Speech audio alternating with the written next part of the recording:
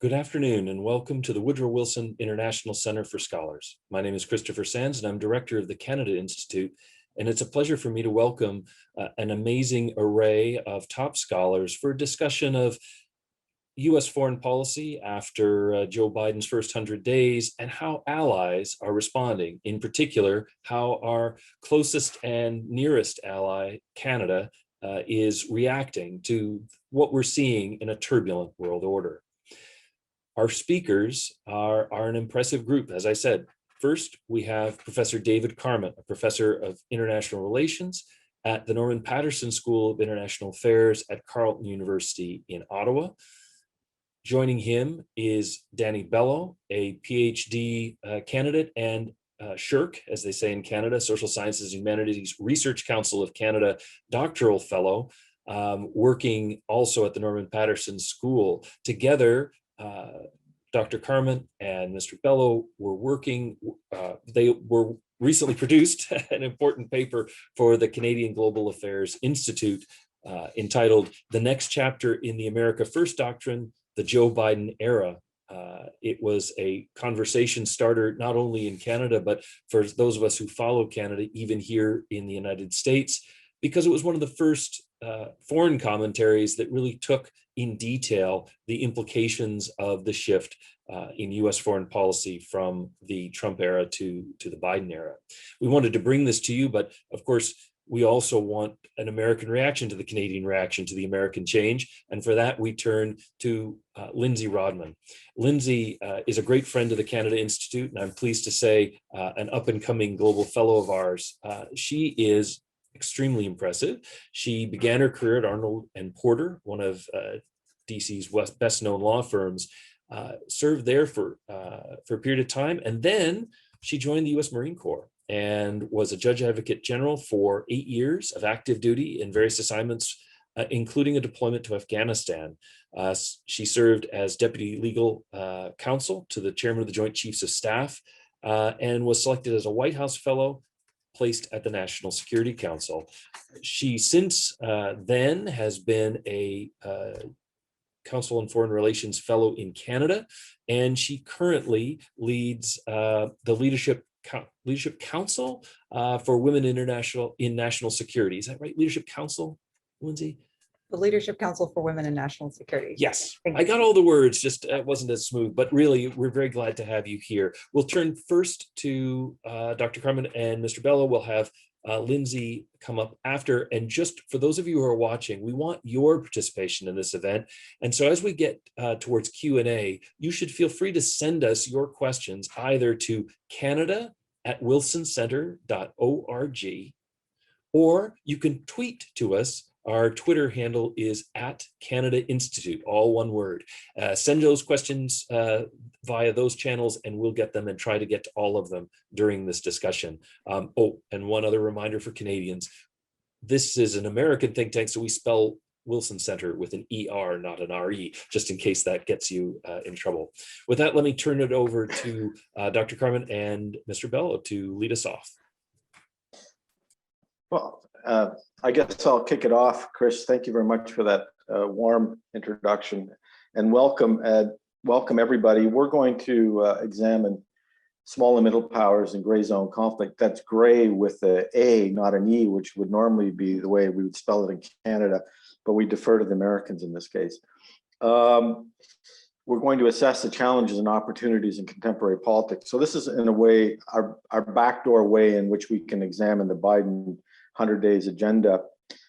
It's a series of studies that we've done since pretty much the onset of the crisis in Ukraine, where we wanted to carefully evaluate not only Russian involvement there, but American involvement in the Ukraine conflict. So for anyone who's interested in the work we've done in the past on gray zone research, which has had some pickup in the US, I might say, amongst the Judge Advocate's Office as well, you're welcome to peruse the various studies on the Canadian Global Affairs Institute website.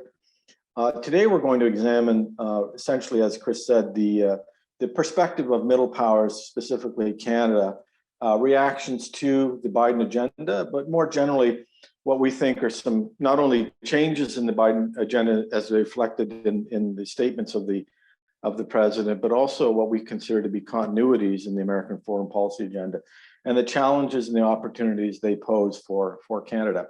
So going to the next slide, our structure is quite simple. Danny's going to review the gray zone conflict environment and the literature therein, as well as examine this implications for small and middle powers in gray zone conflicts, which we would include in that strategy: hedging bets, internal political dualism, competitive multilateralism, and the various economic, political, and security dimensions therein. Then I will pick up from that and examine specifically the Canadian foreign policy agenda in the era of gray zone conflict. That is essentially the role that balancing across geopolitical axes can play in advancing Canadian interests, as well as the implications for U.S. foreign policy, engaging small and middle powers, and ultimately what it means for U.S.-Canada relations, which is really what the Canada Institute's interested in finding out more about. But I will preface this by saying, if you find that we're speaking in terms or buzzwords that are not familiar to you, Danny will do his best to sort of define these concepts. But what we want to really argue here is that we're entering a different era, in part driven by geopolitics, in which economic as well as security military instruments are now being used to advance national agendas. And essentially, not only are they targeting adversaries, but they're also implicating allies indirectly and directly in those kinds of endeavors. So we're going to pursue this in a number of different ways. Danny's going to walk you through gray zone conflict and then move on to the implications for middle powers. Now, before we go into a more in-depth conversation about challenges in U.S. foreign policy in the contemporary geopolitical environment and the impact on Canadian foreign policy and the challenges therein, I'd like to situate the conversation in the broader conflict environment that seems to dominate international relations today. Now, gray zone conflict has emerged as the dominant format of international conflict. So first I'll define what that is and what the main components are of this gray zone conflict environment. So gray zone conflict is a conflict format. On one hand, it is not a state of peace, but at the same time, it falls short of absolute open warfare, or what has throughout history been considered open, conventional, direct warfare. Now, gray zone conflict is also protracted in its nature, meaning that it can take place over many years, possibly even decades. And the actions that are done by gray zone conflict participants are largely incremental, meaning that there's no goal of achieving quick, substantial outcomes, but rather the actions have largely been targeted at small outcomes in the short run. Also, gray zone conflicts is a whole society phenomenon, meaning that it engages both what traditionally has been defined as the military sphere, but also substantially the civilian sphere. And those in gray zone conflict work in tandem. Now, when we're talking about points of victory, so the ultimate desired outcomes of engagement in gray zone conflict, especially in the long run, these remain ambiguous. So when we ask ourselves, for example, what is the long-term policy, for example, of Russia and what it does across what it perceives to be its near abroad, a lot of these questions are ambiguous. In the short run, there's a clear vision of what the point of victory is, but in the long run, those are quite difficult to determine.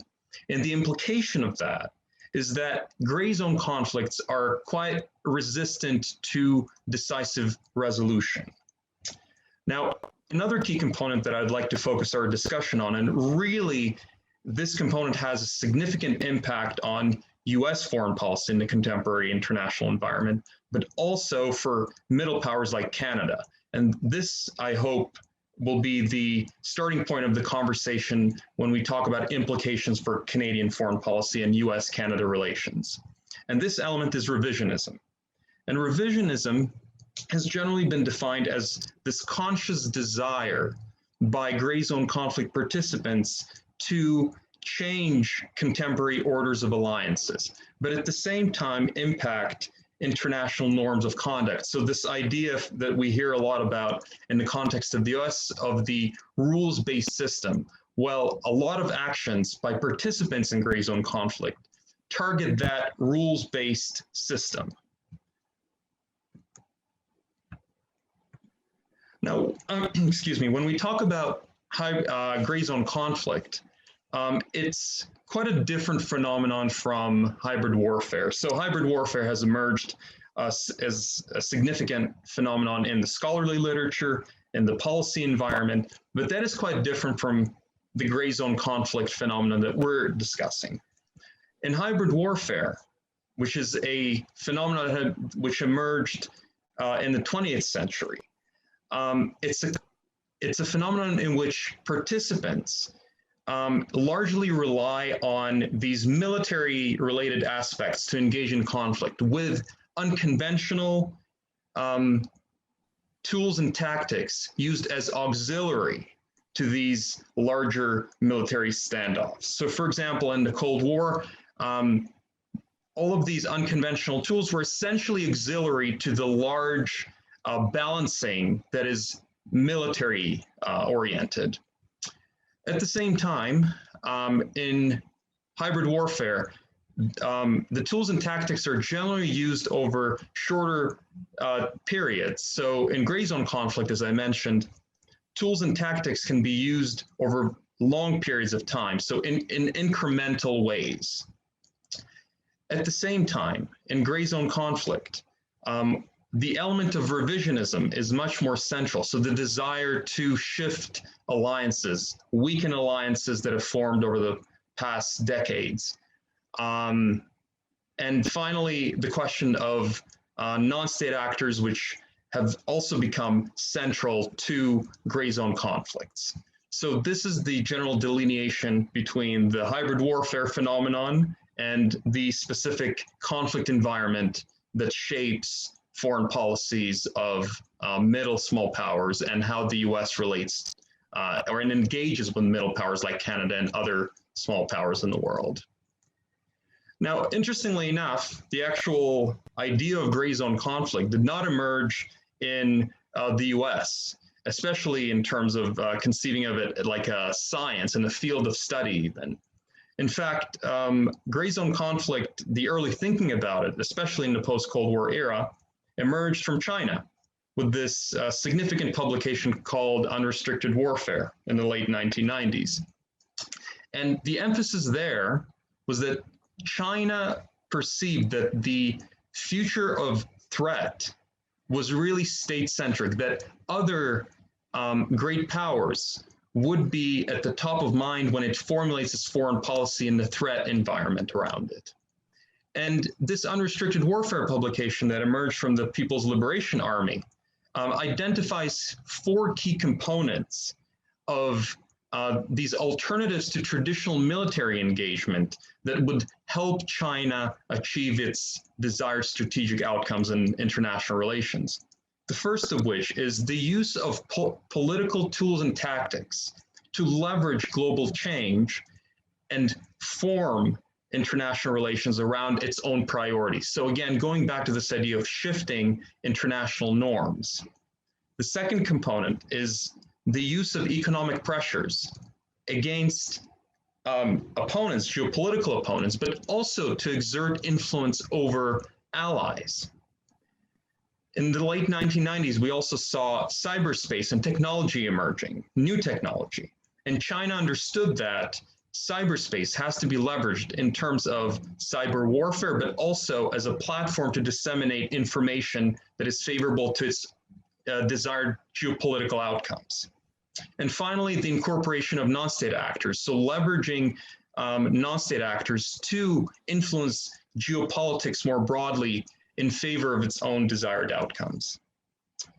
Now, when we're talking about Russia, Russia also, at a strategic level, understands that the current conflict environment is dominated by this gray zone phenomenon. Not only the modern conflict environment, but going forward into this foreseeable future. And when we look at consequential publications that emerged out of Russia, for example, by the Chief of the General Staff, Valery Gerasimov, it's called The Value of Science and the Foresight.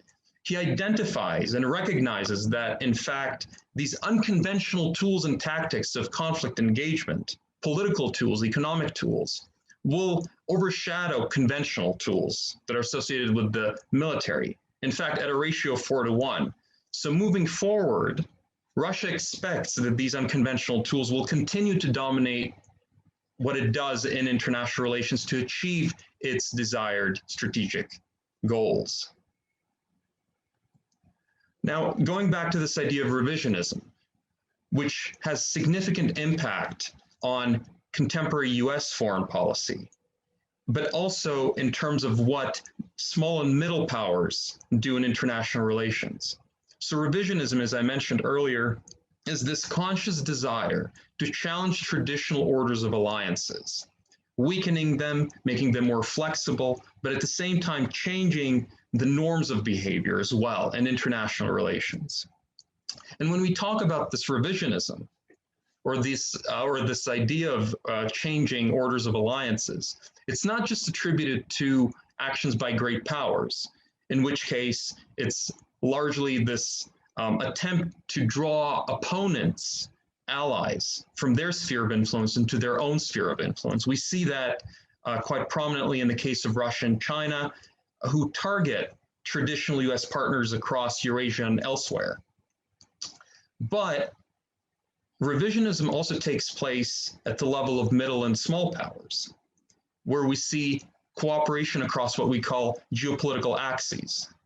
And this is done in order to maximize their own relative gains, meaning that they want to gain the most for themselves, and they can successfully do that by cooperating with different great powers internationally. So we see this cooperation across geopolitical axes, and we will discuss that further as we move into the implications section.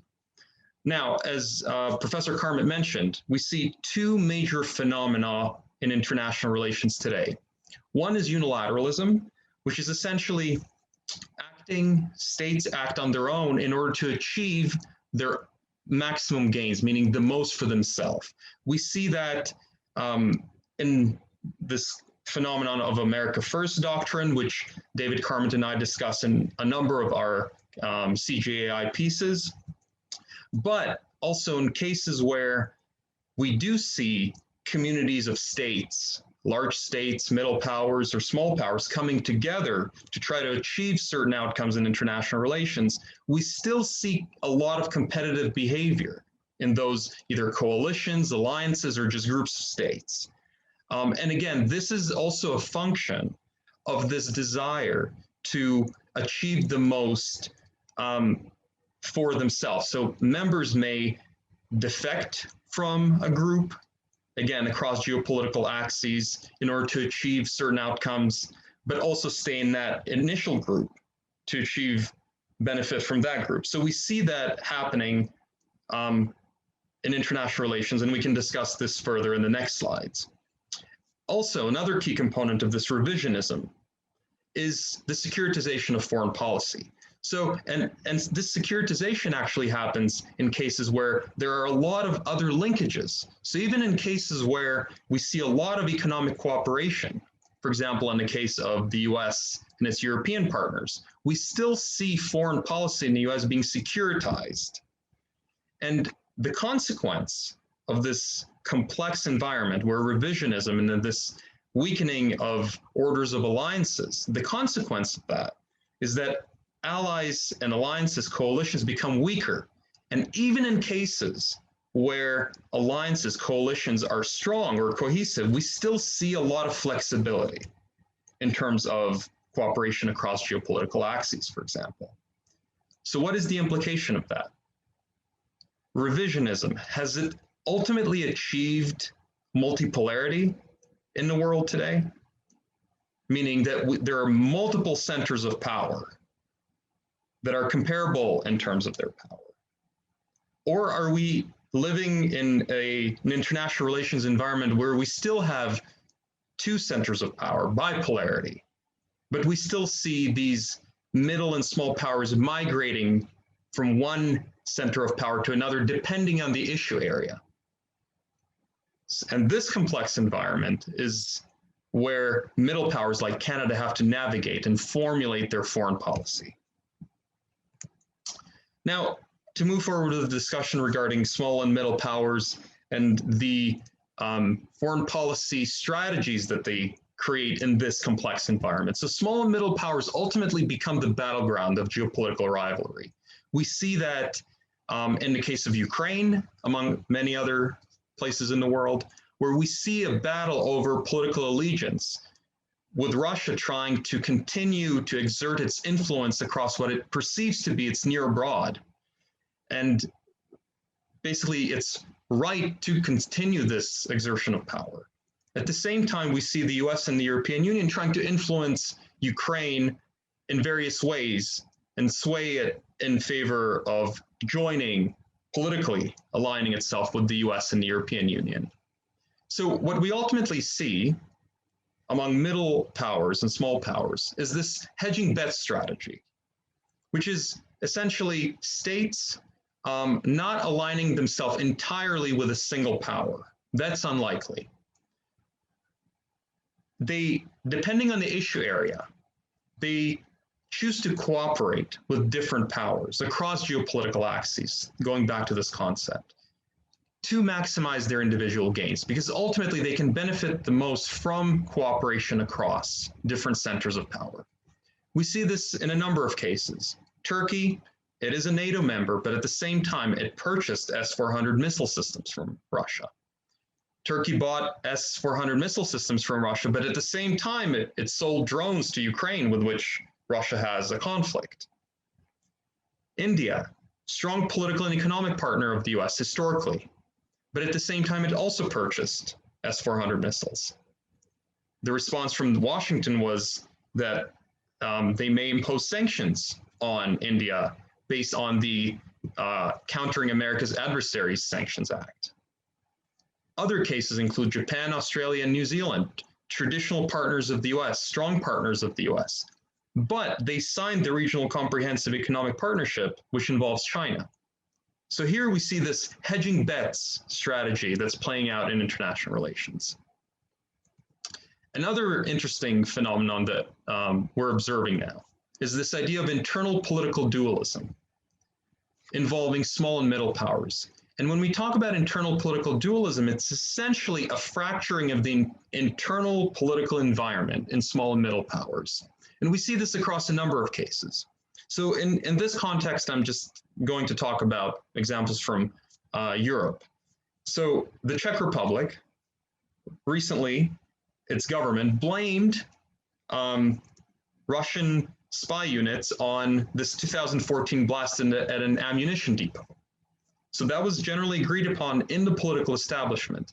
Subsequently, the Czech president, Miloš Zeman, in an open interview, in fact, questioned Russia's involvement in the 2014 blasts, saying that they should await court documents and proof. Another example, in Moldova, for an extended period of time, there was a pro-Moscow president, Igor Dodon, who left in, I believe, November 2020. But he was elected in an environment that is largely EU aligned. The political establishment there was largely aligned with the European Union and wanted to move Moldova closer to the European Union. Another example, Nord Stream 2 and the European Union. Germany, Denmark were proponents and are still very supportive of the Nord Stream 2 pipeline, which is close to completion.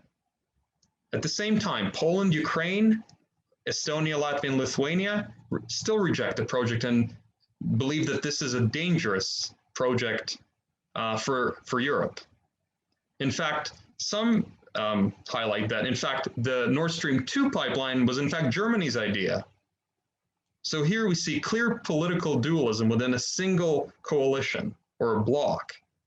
And this is something that we can see in many other cases, but these are just examples of this political dualism.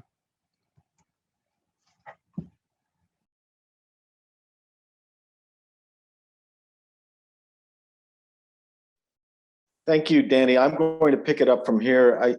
I do want to stress a couple of points, if it isn't apparent to you already.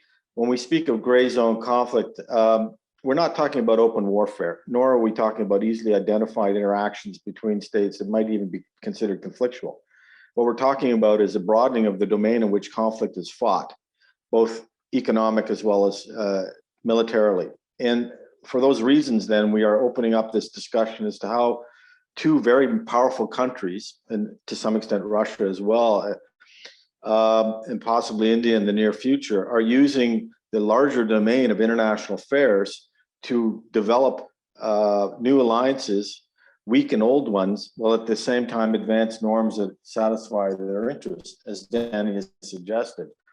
In no way do I want to suggest, I don't think Danny and I are making the point that this is dichotomous and it isn't determined a priori, nor is there necessarily always a coercive element in what states are doing. But they're often what we see or perceive to be hidden agendas in which the interactions between states belie underlying core interests and values. And what I'm going to do is walk you through what I think are some of the delays facing one of the most important allies, although Anthony Blinken did recently state that the UK was the most important ally to the US, and I was shocked by that. I'm only half joking, because I always thought we had that relationship, Chris. But so I'm going to walk you through what it means for Canada generally, and then more specifically, what it means for US foreign policy, and whether or not there is indeed a change that is needed within America that goes beyond what Joe Biden is currently proposing to the world.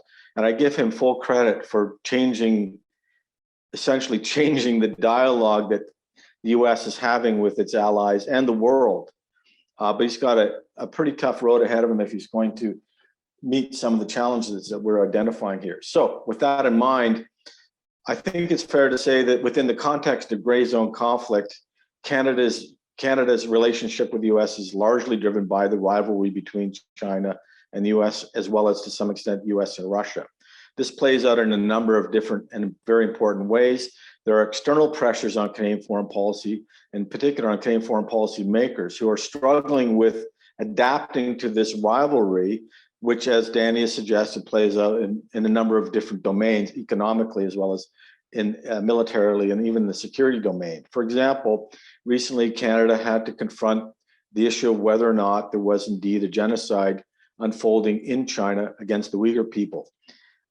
It was a decision that I think the Liberal government, which is a minority government, was not comfortable rendering, but it was compelled to heed the advice of Parliament, and ultimately Parliament, being a minority government and being mindful of the pressures being placed upon it by a Conservative caucus, decided in a non-binding motion that there indeed was a genocide being enacted upon the Uyghur people. Similarly, the decision regarding Huawei, and I have to stress this, there were many American envoys coming to Canada, basically making the case as to why we need to de-link from Huawei, which, as you know, is intimately involved in the development of 5G infrastructure. The Canadian government has essentially decided to let the market decide. And so there are major telcos within Canada that are making their own decisions as to whether they will use Huawei equipment. There's a lesser known case, but one I think that is illustrative of the incursion of American interests on Canadian foreign policy. And that's just the Halifax Security Conference, which unfolded a couple of weeks ago. And as it turns out, John McCain's wife is a key player, supporter, organizer of that event. And she requested that an award in his name be given to the president of Taiwan. Now, this would have been a very embarrassing outcome because the Liberal government, the federal government of Canada, is one of the primary funders of that event. So this would have put Canada, for obvious reasons, in a very difficult position with respect to its relations on China. So there are pressures being brought to bear upon Canada. These just illustrate, there are a couple of examples. Clearly, what we have now are interests that are diverging in extremely important ways. On the one hand, Canada wants and needs more investment and trade from China and with China. And indeed, the numbers suggest, the empirical evidence is quite clear. Our volume of trade is increasing with China. It went up. was one of the few countries with which we had a trade surplus, or a trade increase rather, in 2020 during the pandemic. Our trade flows, I believe, went down with the U.S. as a result of the border closures and so on. But in fact, we're benefiting from the export of our agricultural products to China. On the other hand, in the security and defense domain, there's a clear message. De-link and de-link now, because China constitutes a major risk to Canadian interests, and by extension, if a risk to your allies, not the least of which would be a NATO, but also within the Five Eyes. This is problematic only in the sense that we now have a very dichotomous and diffuse foreign policy agenda. On the one hand, suggesting we pursue deeper engagement with China. On the other hand, one suggesting that we need to be mindful and heedful of any interest that China might have in Canada. For example, the former head of CSIS suggested that Canadian members of parliament were under the influence of the Chinese government. This is pretty serious stuff, that there were diaspora in Canada that were being targeted or affected or mobilized by the Chinese government. I mean, you can't write this, you know, this is pretty scary stuff, but often the way it's framed, it is not substantiated. The evidence is not made public, and it makes it very difficult for Canadians to judge in the absence of a media that is largely uncritical of these statements. It's very difficult for the Canadian public to determine whether or not these have much veracity and whether or not there's room for debate here. So we have a narrowing of the agenda, which is quite concerning, especially when we are looking ahead to advancing Canadian interests in areas that currently are not in the domain of gray zone conflict. For example, the Arctic region being securitized, with the defense community within Canada telling us that China is the single largest threat to Canadian Arctic sovereignty. Now, surely there are other players there that should have a say on whether that's true or not. But more importantly, as climate change becomes more and more real, the Arctic will become an area for resource and economic development as well as exploitation. It doesn't make a lot of sense if you securitize and make the Arctic a source of rivalry between powers when it can be jointly shared and used to advance the interests and welfare of nations. We had an unfortunate incident about a year and a half ago where Brigadier General Soleimani, an Iranian general, was assassinated on Iraqi soil. That in itself perhaps is a little bit surprising, because Barack Obama had always recommended that something like that not be done because it would destabilize the situation in the Middle East. But what was done in the absence of any foreknowledge by America's allies. Canada, or at least the Prime Minister, publicly claimed that he was not given any advance warning this would happen. As a result, Canadian forces were forced to vacate in what was seen to be a destabilizing situation there. We see this as an example of an unfortunate outcome in advancing the America First agenda, in this case, the Security First agenda. I'm not saying this is a trend, but rather an unnecessary outcome in which being mindful or heedful of the interests of allies would have gone a long way in ensuring that their public welfare was also satisfied in making this decision. We have other situations where we know that the previous administration put America's interest ahead of Canada, and our Prime Minister handled those reasonably well, whether it was the denial of so-called masks and so on that were going to be used to combat the pandemic moving across the border, the potential closure of the border, the movement of troops and so on. All these things were fairly controversial. The bigger picture here is the continued and possible increasing use of extraterritorial measures by the United States in pursuit of self-interest. Now, if we take at face value the argument that gray zone conflict has the potential to expand beyond the security domain and incorporate economic dimensions, and it is something that is important to keeping allies as well as adversaries in check, then that becomes worrisome for Canada as well as other middle powers. In the sense that extraterritoriality can be, for the lack of a better term, weaponized when the American administration sees the need to do so. And we have some evidence to suggest that the arrest of Meng Wanzhou may have been an overreach of extraterritoriality. I don't think anybody in the Liberal government would agree with that statement, and they would say that they're following due process and the law is being followed to a T. But there is some evidence now being circulated to suggest that Canadian officials may have been denied certain information, may have been pressured by their American counterparts to achieve an outcome that ultimately puts Canada in a very difficult position. So moving on, internally, there are, as I've mentioned, a number of important pressures that inhibit Canada's freedom of movement. As I said, trade with China is increasing while the Canadian security community is advising caution and even retrenchment, if not withdrawal, delinking, if you will, I think is the term now being used.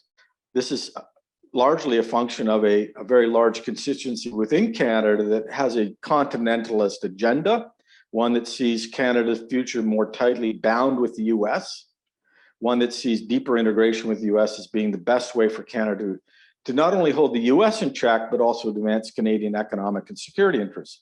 Okay, unfortunately, what happens out of that particular perspective, what comes from that particular perspective is the lack of freedom of movement and largely a diminishing of the important role that democracy plays, democratic oversight plays in informing Canadians about what are the options are that Canada has in engaging the world.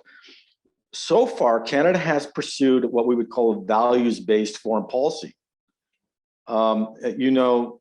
Justin Trudeau was once hailed by the New York Times as the last leader of the free world. And largely because they were in love with him because of what he represented, the values that he spoke of. Joe Biden took something from the Justin Trudeau playbook and declared America as back. That was Justin Trudeau's calling card in 2015. So unfortunately, values won't get you there. Canada needs to more clearly articulate its interests, and that's something this current government has failed to do. They have not issued any formal foreign policy review. We have had one on defense and we've had one on development, but nothing really clarifying where Canada should head in the context of the kind of geopolitical conflicts we are seeing today. The Liberals, instead of being articulate and clear and focused, have engaged in what we would call constructive ambiguity.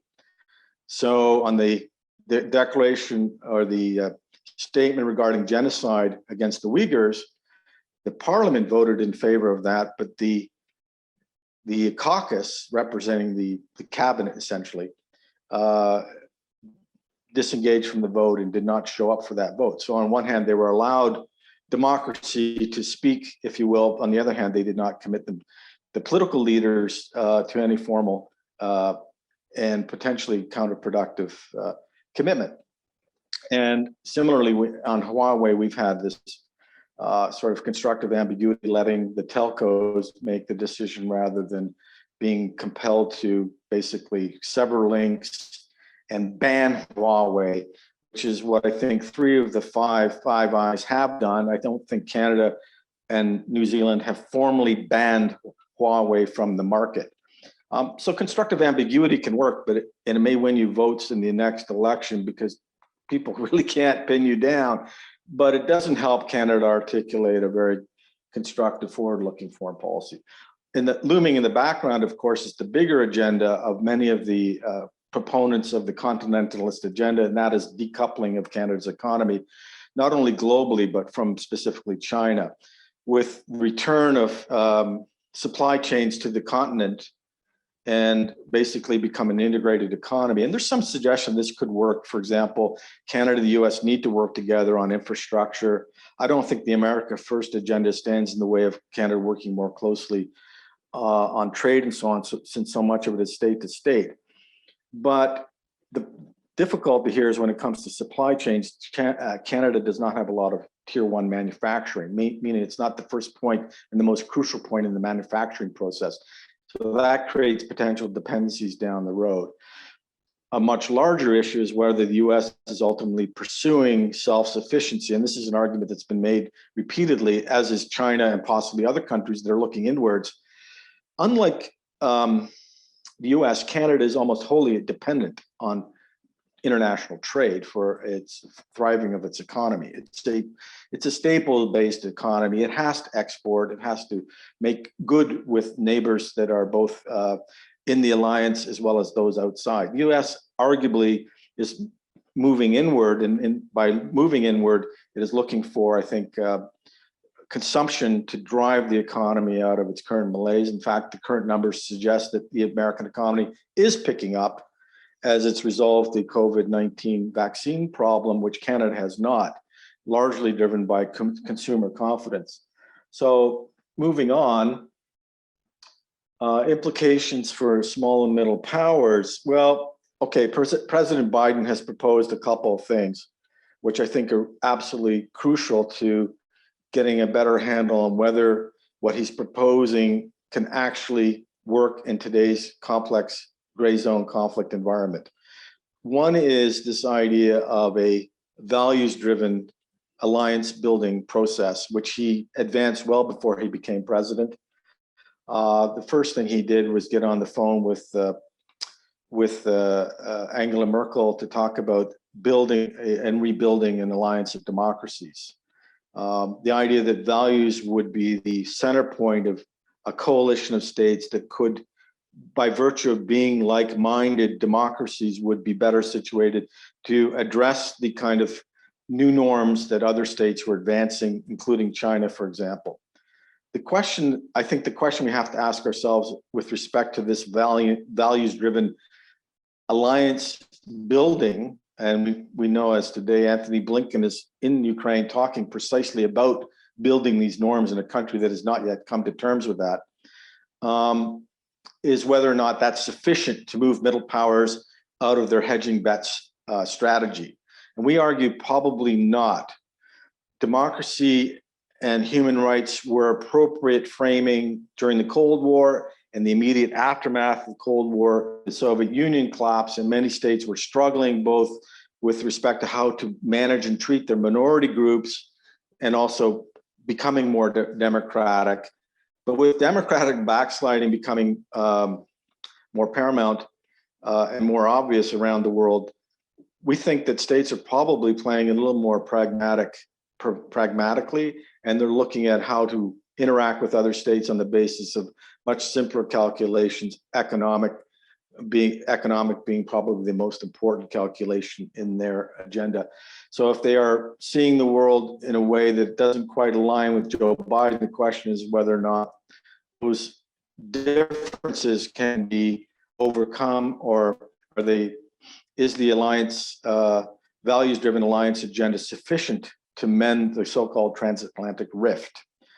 The question is whether states will forego any gains they might lose by delinking from countries like Russia and China in order to go along with the so-called alliance-driven agenda. Nord Stream 2 is sort of your classic example. Angela Merkel said that's the red line. EU member states have said it's illegal to slap sanctions on those who are involved in the construction of Nord Stream 2. There are 20 countries in the EU who are affected by those American sanctions, 120 companies.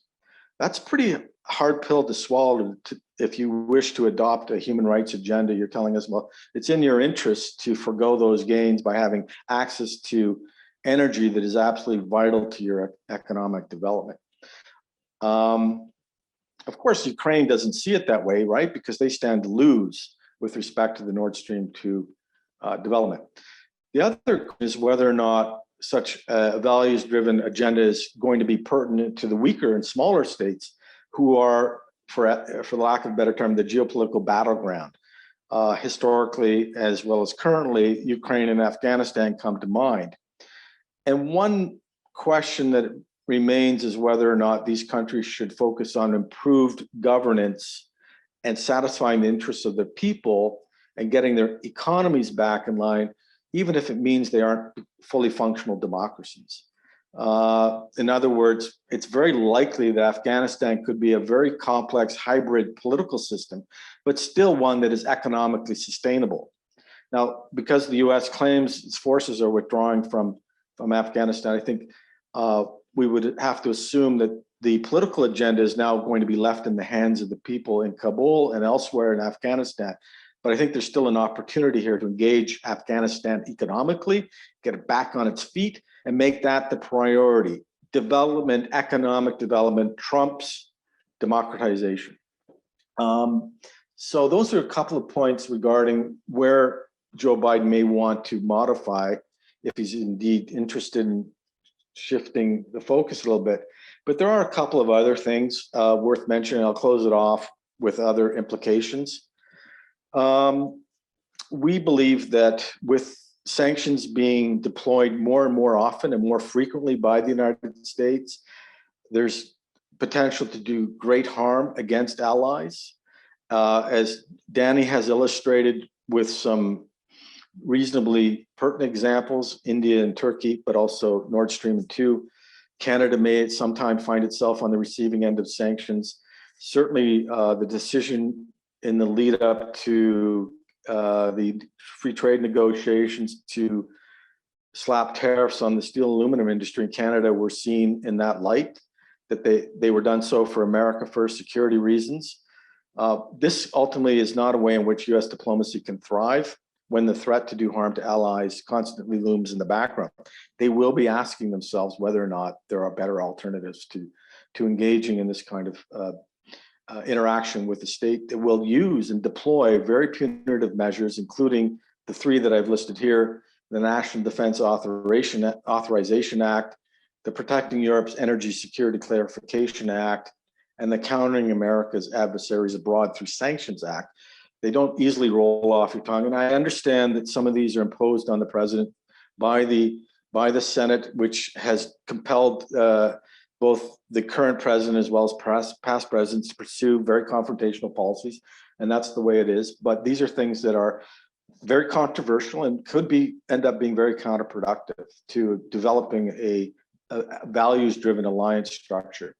The other one, I think, obviously, I'm not going to lecture the experts in this audience about what needs to be done in the military, but there is this potential for democratic backsliding with respect to prior decisions made by previous presidents to put so many special forces in the field. By some count, there's some 70,000 special operators worldwide, compared to fewer than 10,000 foreign service officers.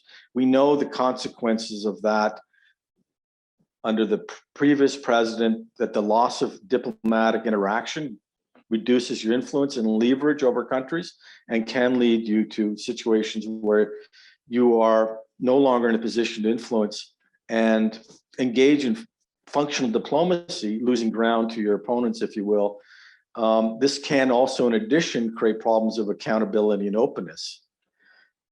Ask how many, if Canada has a similar kind of principal agent problem with special forces abroad. I suspect if you ask Canadians where special forces are deployed and what they're doing, they could not tell you, because no one knows. And I've asked repeatedly where they are. I can tell you they're somewhere in Mali in the Middle East, but that's it.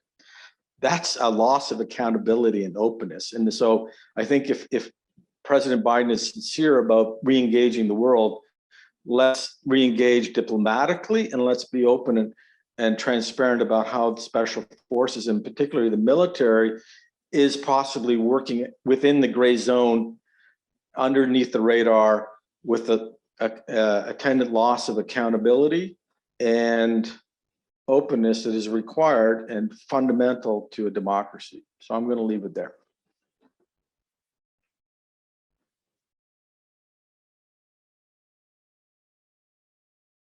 Excellent. Thank you very much, David. That was David and Danny. That was a very impressive presentation. A lot to take on board. I don't envy Lindsay Rodman for having to respond. It's so big a picture. Even if you just poke a few holes or give us some additional things to think about, we'll be delighted. Lindsay, let me turn it over to you. Well, thank you so much. First of all, thank you for having me. This is such a wonderful opportunity for a fascinating conversation. Thank you so much to Professor David Kermit and to Danny Bello for the thoughtfulness in their presentation and for putting that together. I think that was just excellent. There's absolutely no way I can sort of deconstruct all of that in the few minutes that I have to respond. And I am actually really curious to hear the questions from the audience and the way that they want to shape this conversation. So I promise not to go too long. I will try to shape my reactions sort of in two chunks in the way that their presentation was given. One, to this concept more broadly of gray zone action, gray zone conflict, and as it might apply to the American approach in the very early days of the Biden presidency. And then maybe a little bit more broadly reflecting on some of the thoughts about Canadian perspective on American foreign policy, the American perspective on the Canadian perspective on American foreign policy. You know, I think it's great to do these check-ins in the first 100 days. We do them domestically, and it rarely happens that we check in sort of in the foreign policy and international space and see how we're doing as a country and how the actions of the current administration are being perceived this early on. So really interesting to do this check-in and to see what the reactions look like in these early stages. It's hard, right? We saw in the presentation that there are some legacy Trump issues that are still front of mind for our allies. And then there are some new Biden administration actions that everyone's trying to reconcile with those legacy issues as well. You know, it sort of only feels like we've just begun with this administration. So I do feel like it's hard to be too conclusory, but I think it's fascinating to do the check-in. I imagine for many in the audience, it is surprising from an American perspective to hear a heartfelt Canadian strong reaction to American interactions overseas, right, across the Atlantic, in other forums that I mean, I will admit that I would probably perceive are sort of don't have to do with Canada. But that is so important to me. That would be like the big overarching takeaway, which is that when Americans are engaging on Nord Stream 2, or when Americans are trying to decide what the future of a conflict in Iraq or Syria might look like, or, you know, what is the future of the American-Iranian relationship, old and trusted allies, the strongest and most important alliance from my perspective, the Canadians, are going to have a reaction to it. And we should be thoughtful about that as we are with the sort of primary question of what country A is going to do with country B. You know, keeping our allies in mind as we're contemplating those moves, I think is incredibly important. I very much appreciate this framing, the conversation, the framing of the gray zone conflict and the way that helps us understand potential perceptions of American actions abroad. I love it because it's thought-provoking. Sometimes that means provocative. I love a good provocation. I think it's very healthy. I think it fosters a really interesting way to look at the question. I do think the use of the word conflict probably is, you know, sort of would put an American on the defensive in response, right? A lot of the things that are raised in the context of gray zone conflict are things like sanctions and things that are being chosen deliberately as diplomatic efforts that have nothing to do with conflict, right? And that's often the way that they're thought of. So this notion that they might be perceived nonetheless as being somewhere on a conflict continuum is interesting, and I think important for us to reconcile. So that's a very interesting perception. And this notion in general that sanctions are a means by which America does harm to, threatens to do harm to allies. Again, I think there could be a potential American defensive response, but in the forum of a sort of constructive conversation between best of friends, I think that is a very useful and interesting framing.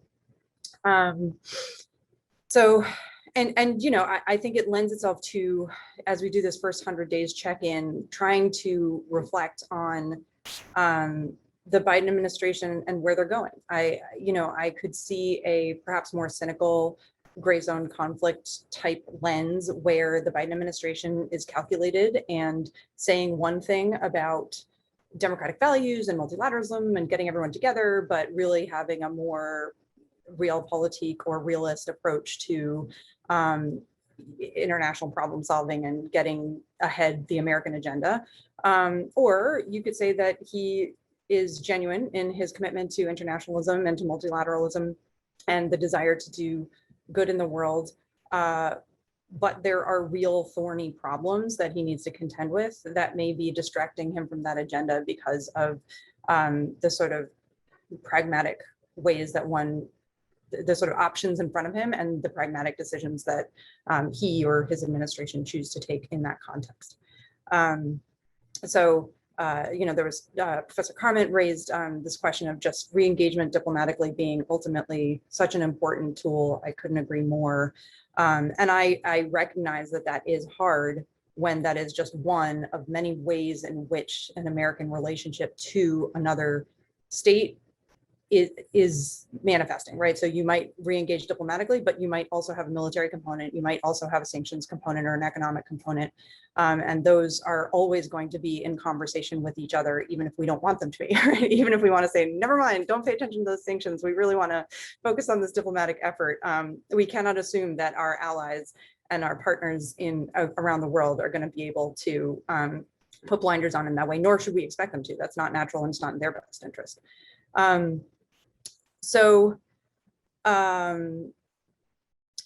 Let's see, I'm going through some notes that I took just to make sure that I touch on all of the thoughts that I had, that I was scribbling down very quickly to try and make sure that I caught it all. I also think that, the gray zone conflict lens as applied to these kinds of questions probably merits some kind of discussion about different shades of gray, right? So it sounds like there's some very, very light gray stuff that's being lumped in there. And then there's some very dark gray stuff that looks a lot more like what colloquially we would call conflict. And so thinking through, is there a way to talk about the spectrum and divide things up so that because I think the American approach certainly would prefer, and I mean sort of the government's approach right now would want some kind of delineation among these things to give them some credit for not going all the way to conflict in certain areas and doing their best to avoid it. I would note also on the gray zone conflict paradigm, it's one thing that I was struggling with as I heard the presentation was just this question of the gray zone paradigm putting things in a conflict lens naturally securitizes the conversation. So while we're having a discussion and there were really great points raised about the American inclination to over securitize everything, and I do not want to quibble with that observation. That has certainly been a trend on the American side. But the response being to call everything conflict may sort of like further exacerbate that matter. Trying to think through ways to maybe, I like the language because it's provocative, because it gets us having this conversation. So that's good. But this is the potential con on the pro-con scale when it comes to those questions. On the concept of revisionism, I think really, really fascinating. I certainly think that there are a lot of folks who want to be able to go back to the good old days when alliance really was an alliance. And maybe we are still there. I think there's a hope, but there certainly is some consternation around the world about what does alliance mean today. I think, alliances are as powerful as our belief in them. There's a little Tinkerbell aspect to our alliances. And so the degree to which we can really work together to figure out how to inspire confidence in them is going to be important. And that goes back to the importance of the diplomacy. We think about alliances as being a naturally military thing, but it's going to take some strong diplomacy to get us maybe back to where we've got full confidence around the world. Okay, so yeah, and about that language and about sort of like Professor Carmen's observation that we had more of a Cold War approach in terms of the language that President Biden's using to talk about where we are, alliance of democracies and talking about democracy in a way that maybe seems a little bit old school. For one, Americans all think that the way that he talks is very old school, and it's funny. Some of his quips are just, that's naturally his personality. But I also think that we haven't come up with the modern day language yet, right? Like, I think we're still looking for that frame that matches and I'm not saying that we need to go back to the Cold War, certainly, but there was sort of a strong paradigm and language that everyone had sort of a common sense of belief in what we were doing and how to use language to support that. We're not quite there right now. So some of us all working together as allies to move the ball forward will be coming up with that common language as we move forward. So those are some reflections initially to this gray zone conflict question, and then on to Canada specifically, beyond what I've already been able to talk to. So I'm always fascinated by Canadian reflections on Canada's middle power. That's like a framing that the United States doesn't dwell on very much, right? We don't really talk about middle powers and small powers and distinguish among them. There's just sort of like the United States and everyone else, just be candid. And, we certainly in the Trump era saw a return to, quote, great power competition, but really that just meant like preoccupation with Russia and China as being major global threats that we needed to concern ourselves with, not great powers and then middle powers and then small powers. And what does that all mean, right? Like that wasn't really a part of that framing necessarily.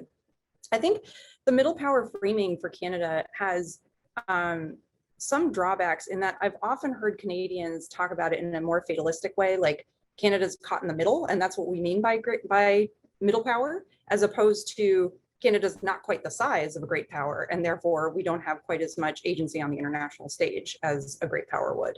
And so I do think that moving forward, it would be really interesting to see Canada put out a foreign policy statement and to look into, thinking about agency on the international stage and greater areas for leadership. In particular, the Arctic comes to mind. So I think that Professor Carment mentioned the Arctic as an area that's being securitized, an American preoccupation with with China as a growing threat in the region. All of that is 100% true. I've always seen the Arctic as a natural place for Canada to be taking a strong leadership role. It is, it's got the mass after Russia, and certainly the interest and certainly the moral authority. So that is something that I think it would be really interesting to see Canada be a little bit more forward-leaning in that area. Really fascinating to hear Professor Carment's discussion of sort of Canadian foreign policy priorities. I think for the American audience, understanding the importance of the China issue and the Huawei issue is, it can't be overstated. I think he didn't dwell on the Michaels, but there is this issue of two Canadians who are being held prisoner in China right now, and the degree to which that has been front of mind for the Canadian consciousness when it comes to these matters. And so I think, there are certain issues like Nord Stream 2 that maybe would surprise Americans that Canadians are reacting strongly to. And then there are other issues like China and like the Huawei relationship that to really understand what Canadians are prioritizing, it shouldn't come as any surprise that those are front of mind for Canadians. And I guess the last thing that I'll touch on is just the importance of trade. My own experience in Canada, I was always really intrigued and interested about the extent to which trade was prioritized above perhaps all other foreign policy issues. So in the United States, where we have a tendency to over-securitize everything, trade becomes really a priority for Canadians. And from an American perspective, that's important, right? We should not forget that we just renegotiated NAFTA, that we've just sort of upended the whole trade picture, and that might still be on some people's minds, even if as Americans, we think we have a clean slate with a new president. So I will stop there. I just went through my long list of notes and reactions to the various things that were said, and I'm going to try and fix this. I see that I've got this weird sun thing going on, so I will see what I can do about that. But I guess the last thing I'll add is my big takeaway from this is certainly that we should never be taking our allies for granted. That should always be front of mind. But in particular, even when we think that something might be out of scope, if we really, really care deeply about our best of friends, Canada first, then maybe the UK, but then maybe some others, then we really should be checking in with them and kind of understanding more broadly some of the impact that some of these decisions might be having, even in areas where we might not have anticipated it. Excellent. Thank you very much, Lindsay Rodman. And you've shed a lot of light for us, so I'm glad there's some light falling on you as well. Brings everyone into the picture. We have some questions from the audience, but before I go to those, I want to open up just briefly to Danny Bello and David Carmen in case anything that Lindsay Rodman set out in her response might be something you'd like to respond to. Well, I will just kick it off. I want to quote Peter Navarro, who's probably someone you should be familiar with. He was trade czar under Donald Trump. He quipped at one point, I think it may have been just an offhand comment. He said, no country would ever consider imposing sanctions on the US because our economy is too large and too important. Now comes, we're in a world where that is a possibility. I think a lot of American foreign policy can be understood in terms of exceptionalism, that it truly believes it is doing the best thing for the world. And Peter Navarro made that statement on the assumption that America was truly exceptional, that no country could retaliate against the actions that America imposed against its adversaries in the form of sanctions, which are a form of coercive diplomacy. And they're largely defined in terms of national emergencies. And they usually have the sanction of the Supreme Court. I mean, you go through the list of national emergencies that the Supreme Court has passed judgment on, they're quite interesting, but they're almost always defined in terms of America's adversaries, whether it's Iran at one point, some countries in Latin America, most notably Russia and China. So there's no question that this is the litmus test for American foreign policy. Are we reaching a point where the United States should be concerned about its actions aiding and abetting retaliatory behavior from its potential competitors?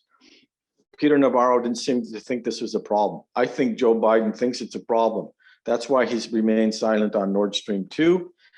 Senate gave him 15 days to render a decision and slap more sanctions on them, on those who are involved in the production of Nord Stream. I haven't heard anything. Maybe that's what your Secretary of State is now talking about with the president of Ukraine right now.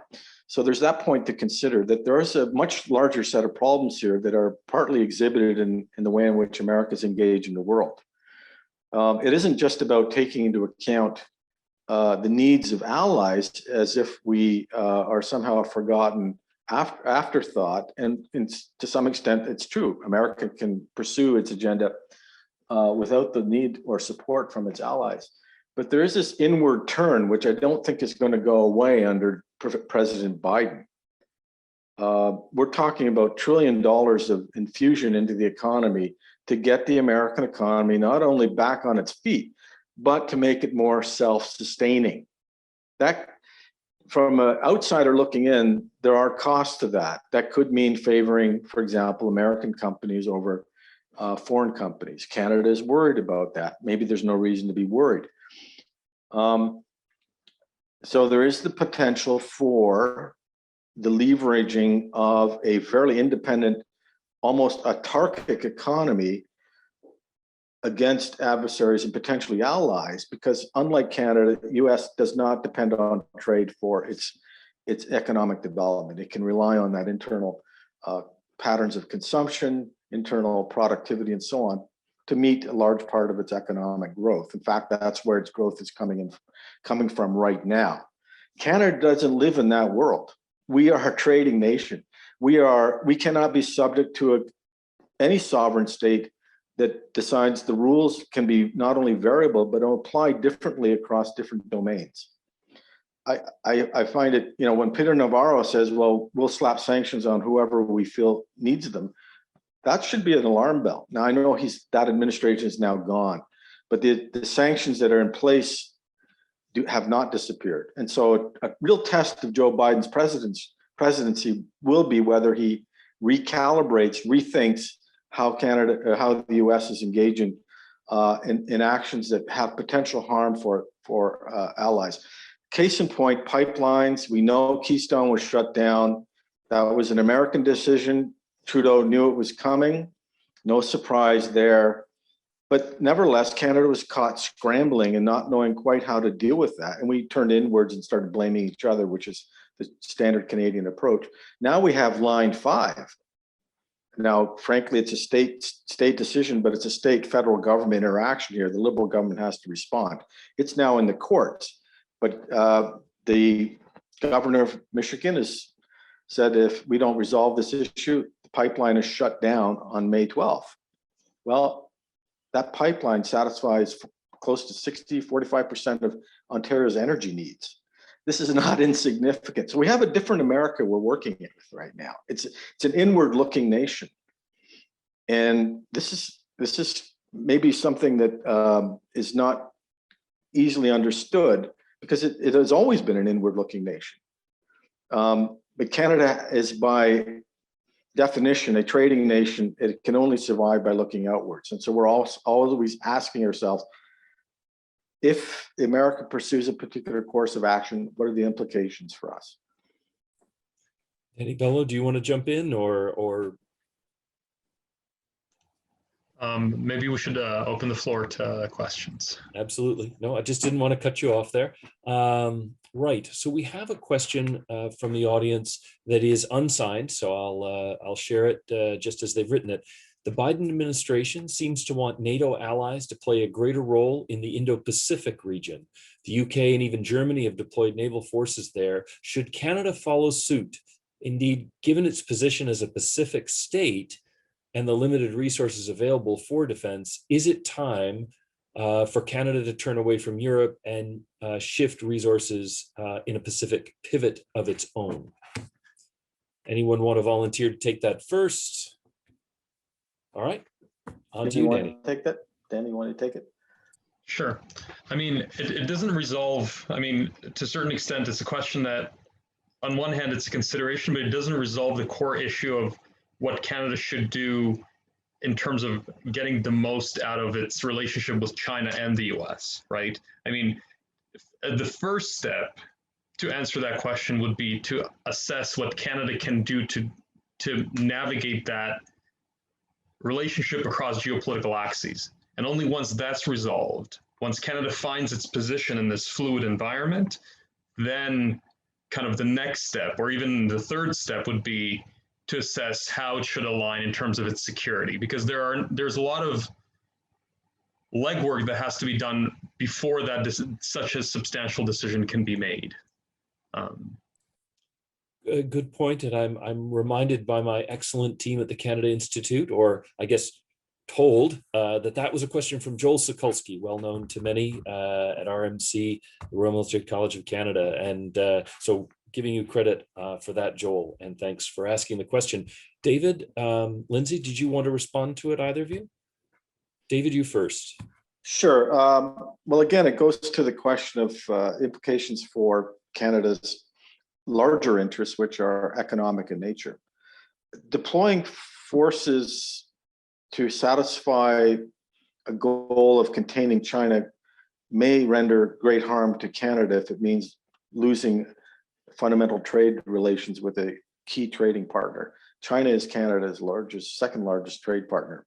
Granted, it's dwarfed by our trading relationship with the US, but it also speaks to, I mean, we examined the Asia pivot 10 years ago, and it's still ongoing, right?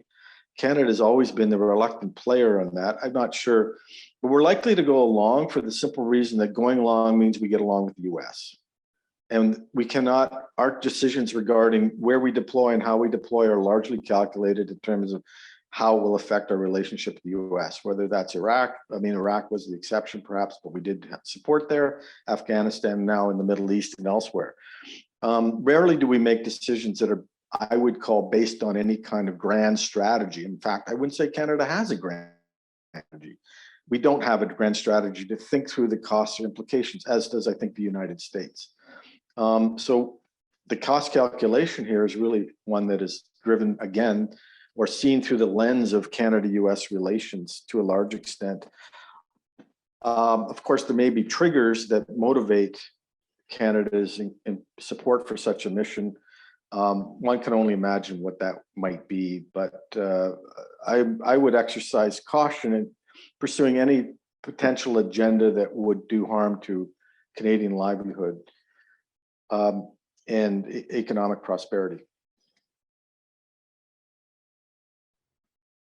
Excellent points. Lindsay, from your perspective, how important is the shift to the Indo-Pacific, and do you anticipate the pressure on Canada to follow that pivot before Canada is ready on the timetable that David and Danny have set out? Yeah, I mean, I would say that I don't know that the United States will deeply pressure Canada, at least at the outset. I think there may be, some sort of other more domestic priorities on the security front, but I do find it actually to be very surprising that although I shouldn't, that the Canadian approach would be sort of more deliberate and maybe take a little while to answer. And I guess like what I'm sort of struggling with in terms of my words, and so I'll just say it because, I guess the world will find out. I think that the United States would actually expect some enthusiastic support of some kind, right? Like, and it may not have to be a large contribution, but the hope would be that like a true ally and a best friend is a true ally and a best friend. And to the extent that we have a Pacific coast, so does Canada, right? So, I mean, if the Germans are helping out, it seems much, I'm putting, a sort of, I'm not in the government right now, but putting that hat on a little bit and thinking about it, it would be very surprising if Canada were really hemming and hawing about where their loyalty lies between the United States and China. I do understand the academic question of the sort of geopolitical calculus and wanting to make sure that you're not sort of running so far in one direction that you really preclude any type of relationship in the other direction. But framing them as if they're sort of co-equal considerations, I think would be pretty alarming to the United States. So that would be something that I would, and I imagine that that's sort of implicit in the conversation thus far, but that's sort of where like I'm struggling with the reaction. I don't know that the contribution would have to be a lot, but I think it would go a long way. I'm also reflecting on this idea of alliances as just being, there is sort of like a first mover issue of like who's going to show their strong adherence to the alliance before the other one. And no one wants to be all in because they don't want to be, the sort of, I guess, taken for a fool by the other person who's not all in.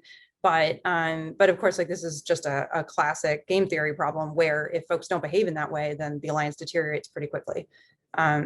So, well, what alliance are we talking about here? There's no alliance structure to combat any kind of security issue in South China Sea, for example. It's a pretty loose amalgam of countries. And for the record, well, Germany may be interested in deploying as a faithful ally. America has withdrawn its presence in Germany, much to their concern. I would also add that the United States has slapped sanctions on China's oil producer platforms operating in the South China Sea, and Germany and the EU have not supported such actions. So one has to read between the lines as well as look at overt behavior. What exactly are we envisioning here? A war over Taiwan in 2 years' time? I mean, Canada, or are we talking about the battle for Hong Kong? I mean, what can we possibly imagine that would lead the US to want to aggressively pursue confrontation with China? I can't imagine such a scenario. Certainly, if China is engaged in aggressive behavior against an ally, then there's whether that's a member of the Five Eyes or some other formal or informal alliance, there's cause for concern. What I question is whether or not there needs to be a proactive approach, which will merely antagonize China, which could compromise, as I said, as the United States look inwards and becomes more self-sufficient, there's less costs attached to the United States to pursuing risky confrontation with China. Canada doesn't enjoy such internal productivity and security economically. We need to engage the world and do so productively. There are risks associated with every issue that we take up in military terms. We are a trading nation. We're not an extension of the US. So we're not one and the same in terms of our economic structures and our makeup. If it comes to pass that that there's something serious enough to warrant Canadian action, I suspect you wouldn't see anyone flinching. But one has to look seriously at the countries that are deeply engaged with China, Japan, those members of the regional economic and comprehensive partnership, including countries like Japan and Australia and New Zealand. They have a slightly different approach to engaging China, one that I think is ultimately very productive. Against all good advice, Donald Trump decided he did not want to be part of the Trans-Pacific Partnership, foregoing the gains that could be had through that kind of economic relationship. Maybe that's a reflection of inward-looking economic development. We don't need that because we can build our own economy from within and de-link from that kind of relationship. That is not necessarily the same kind of strategy that Canada needs to be pursuing. Japan is engaging China on negotiating investment deals, which require some degree of respect for the rule of law and basic norms about how one respects investments and so on. There are other ways to engage countries other than through confrontation. Yes, although that seems to bring up the whole issue of gray zone conflict again, because there are some indirect types of conflict that we may see, maybe not a direct confrontation with China, but both sides might be engaging on the margins. If I understood your paper right. Anyway, people didn't tune in to hear from me. They did tune in for some good discussion, and we have a second question for you from Elizabeth Chalecki, who is a visiting fellow with us at the Wilson Center. She asks, what kind of soft power strategies can Canada leverage to bring the United States back into the fold of international institutions after our, and this is her term, Trumpian abrogation? It has a nice ring to it. Does Canada have a role there? Is Canada able to engage maybe more constructively with the Biden administration and reinforce existing institutions? Would you say? How do you see Canada's role in that, David, and then anyone else who wants to respond? I'm happy to also defer to Danny on this one. I mean, we're already doing it. We had to do it. We had to scramble when Trump was president, right? We had to find a way in which to engage through whatever means. I mean, the administration, the Canadian government we also have obviously very important provincial state relations. That's where the bulk of trade. I mean, look, I'm the outlier here. The relationship between Canada and the U.S. is rock solid, and very few people are questioning or making the assumptions that we are making. We think they still need to be made to bring some reality or ground this argument in something, this relationship in something that is substantive in nature. It isn't simply about values, it's also about interests. Canada has pursued diplomacy on the margins. So we did do a few ad hoc informal gatherings. We've had, for example, we've advanced this agenda regarding arbitrary detention. It has a number of signatories to it. It's a way in which Canada can signal its dissatisfaction with the arrest of the two Michaels, the arbitrary detention of the two Michaels. Well, obviously engaging the U.S. in a policy that allows them to compel China to fall into line. There are obviously other agendas that we've done for that we've developed over time. Sometimes it doesn't work. There was this multilateral forum on the future of North Korea, in which we neglected to invite both China and Russia, which both share a border with North Korea, and the Chinese were obviously very annoyed about that, but it was done, I think, to curry favor with the Americans who wanted to see what the next steps were in denuclearizing North Korea. We've had similar kind of summits on the future of Venezuela and so on, but there are also the areas in which we are very silent, where Canada has divergent paths from the United States. For example, our relationship with Cuba. I love to go to Cuba. It's fascinating to visit if you're Canadian. Unfortunately, Americans can only get to Cuba through the back door. We have an important relationship with Cuba, but we haven't really talked to the Americans about the unfortunate sanctions that are imposed on that country.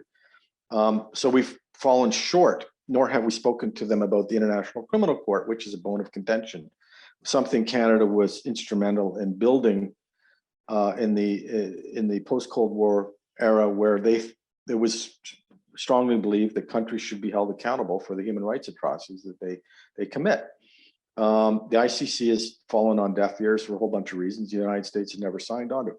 So there are a number of ways we both have to be have to be frank with the country that we have the biggest relationship with, but we also have to find ways in which we can work around areas where they are often not capable of treading lightly, if you will. For example, stepping in on the Venezuela crisis, Canada was there to build a coalition of countries, and I think stepped up to the challenge. Just to kind of build on what Professor Carmen said, taking it in a little bit of a different direction, just looking at specifically the legitimacy that Canada enjoys in the world in terms of conflict resolution, although we have eroded at that a little bit with our involvement in Syria and elsewhere in the world. But from the US perspective, it benefits Washington to have such a close ally like Canada, because as the question asked, to go back to this idea of diplomacy, there has to be some legitimacy involved after the past administration and so on. And Canada can be a great platform. Canada teaming up with the US can achieve a lot in terms of diplomacy, but it's kind of going back to this argument that the US can trade its economic power and Canada can trade its legitimacy in the world, right? So Canada being approached by the US with diplomacy and kind of this concern for its closest ally can benefit the US in the long run, because ultimately Canada enjoys the kind of legitimacy that the US has lost over time, unfortunately. So from that perspective, going to international organizations and so on, it's great to have teammates that enjoy such legitimacy like Canada does. So this is just a point of consideration to that question, that Canada has something to offer being on the US's team. Excellent. We're coming close to the end of our time. Lindsay Rodman, do you want to weigh in on this question, or just share your final thoughts as you reflect back on this discussion? I will. I know we're limited on time, so I'll just do a couple of final thoughts. I thought that was a lovely sentiment to end on. I have a deep love of Canada, and I think that there is so much untapped potential in the partnership between the United States and Canada. I agree. Canada has an amazing sort of moral voice, a very legitimate voice on the international stage. I hope the United States has not lost legitimacy, but certainly I think it exists with Canada. And I do believe that there is a very strong alliance between the United States and Canada that is a bilateral alliance, that is not necessarily NATO-centric, that goes beyond the NORAD binational command, but that really is a strong partnership between the two countries. And I hope that we're able to build on it into the future. Excellent. And Professor Carmen, your final thoughts? Chris, you and I did the book on examining exactly this question. The question we asked is whether the shared relationship that we have, for those who are interested, it's Canada Among Nations 2019, still available for sale. But it really looks at the question of whether or not the larger power can leverage institutions to its advantage. And what we've seen over the last, I know we have only a 2-minute time period here, but we've seen over the last 5 or 6 years is that those institutions were indeed to being leveraged. Now we're flipping back to what we consider a steady state. Canada now has no excuse for doing well in the world because you can't blame Donald Trump for its failures. We now have to proceed full course, full steam ahead. And all the more reason why we need leadership within Canada to set us straight. What is it that Canada wants in the world? Part of this presentation today was to precisely make that point. We are, as Lindsay said, we are stuck in the middle. It's not about being a middle power, but it is about being stuck. And we need to figure out what direction we're going. Constructive ambiguity will not get you there, nor will values. Yes, maybe we're a moral voice in the world. I don't agree with that much anymore. I think there's a downscaling, if you will, a downsizing of our moral authority in the world, as the failure to secure a seat on the Security Council is an example of.